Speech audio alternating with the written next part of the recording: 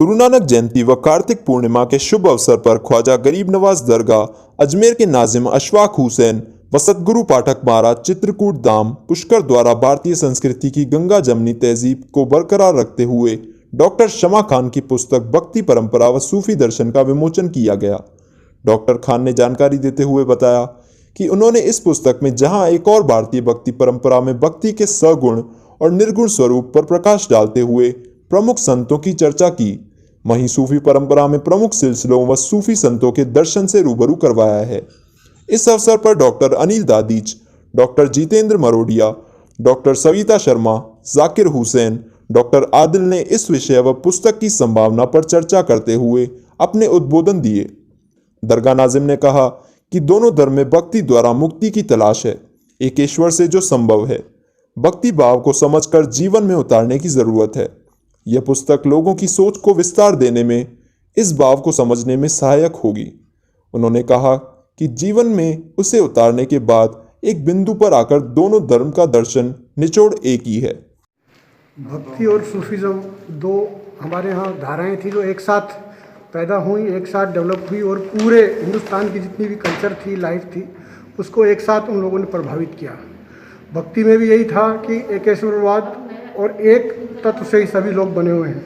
Sufism में भी यही है कि जो खुदा भगवान जो भी कहें और बंदे जिनका जो रिलेशनशिप है वो इस तरह का रिलेशनशिप है कि इसमें आप दोनों को अलग अलग नहीं समझ सकते। जो समाज में फिर जो ऊंच नीच की, भेदभाव की बहुत सी बातें आ जाती हैं, किसी आदमी को छोटा समझना, बड़ा समझना, और एक मुक्ति का जो मार्ग है वो उपनिषदों में जो बताया गया था उसको लेके भक्ति आंदोलन और सूफीज़म दोनों में वो एक फिलोसफी आके मिल जाती है।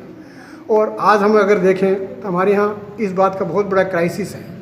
हर आदमी किसी न किसी चीज़ को मानता है लेकिन समझता नहीं है, और जब तक समझेगा नहीं तब तक मानने से कुछ नहीं होता। तो सबसे पहली ज़रूरत है कि हम जो भी रास्ता अपना रहे हैं पहले उसको समझें, उसका बैकग्राउंड देखें, उसके बाद फिर उसको अपनी ज़िंदगी में उतारें।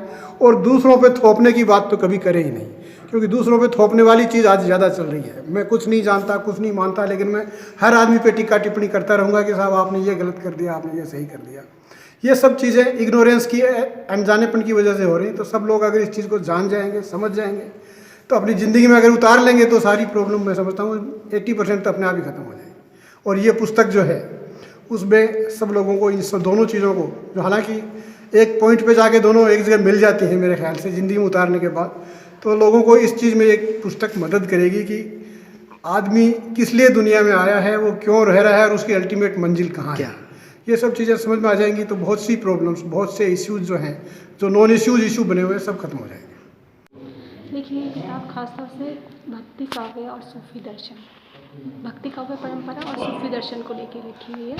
इसमें निर्गुण भक्ति और सगुण भक्ति दोनों भक्ति परंपरा को लिया है।